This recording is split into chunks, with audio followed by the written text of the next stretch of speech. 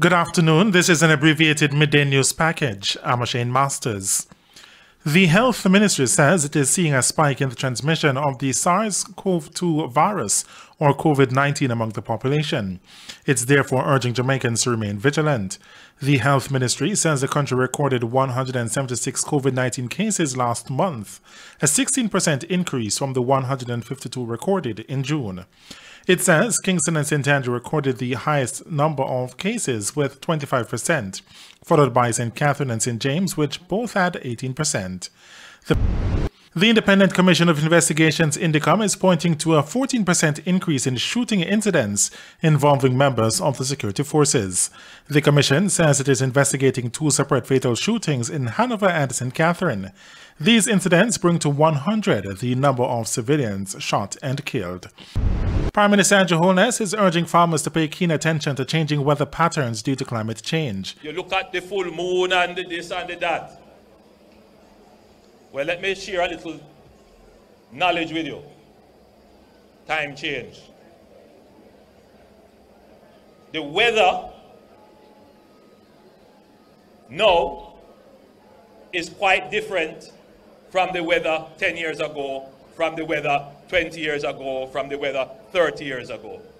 The hottest day ever recorded on Earth was on the 22nd of July 2024. In the meantime, Tourism Minister Ed Bartlett says the Tourism Ministry is prepared to do its part to assist farmers to get back on their feet in the aftermath of Hurricane Beryl. Together, we are building that resilience to ensure that notwithstanding disruptions, we are going to be able to produce 24/7 so we can consume 24/7. And the next time the leader of the opposition gets to speak, he will acknowledge properly that tourism drives a heavier punch in the economy than remittances. Almost $200 million have been allocated to assist fisherfolk across the island following the passage of Hurricane Beryl.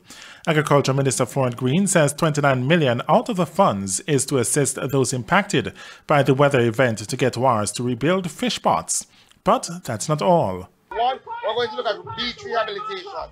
A number of our beaches suffered, they lost gear sheds, and the fishers need some rehabilitation. So we're going to fix back those beaches, but not as they were. We're going to fix back those beaches better. In business news, export earnings in the mining and quarry industry rose by 33.6% in the January to March quarter this year. Statin says this was valued at $148.7 million compared with the $111.3 million earned in the similar period last year. On the international scene, Tropical Depression Debbie is threatening the U.S. East Coast. It's bringing the risk of catastrophic flooding and tornadoes. Forecasters say after starting today around Virginia, it could be through Maine by tomorrow morning. In states farther south, some homeowners face severe flood damage. Others are picking up the pieces after Debbie spawned tornadoes. Meanwhile, the death toll from the tropical depression is growing. So far, 7 people have been confirmed dead.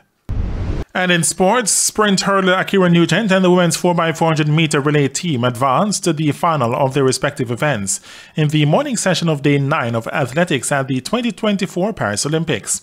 National record holder Nugent finished third in her semifinal in 12.44 seconds to take one of 2 non-automatic qualifying spots and book her place in Saturday's final. But Nugent will not be joined by reigning world champion Danielle Williams, who ended 6th in her semi in 12.82 seconds after hitting a few hurdles. The semifinals was also the end of the road for Janique Brown, whose 12.92 seconds in her semifinal saw her end 7th. Earlier, Jamaica's quartet of Antoinette Knight, Ashley Williams, Karaoke Young, and Stephanie Ann McPherson won their semifinal of the women's 4x400 meter relay in a season's best 3 minutes 24.92 seconds to advance to Saturday's final.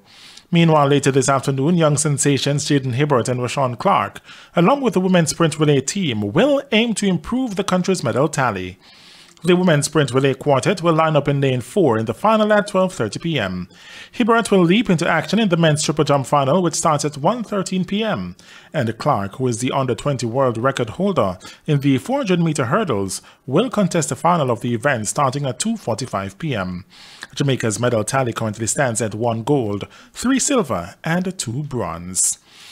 And that's a midday news package. I'm Shane Masters. Join us at 7 for primetime news. On behalf of the news, sports and production teams, have a good afternoon.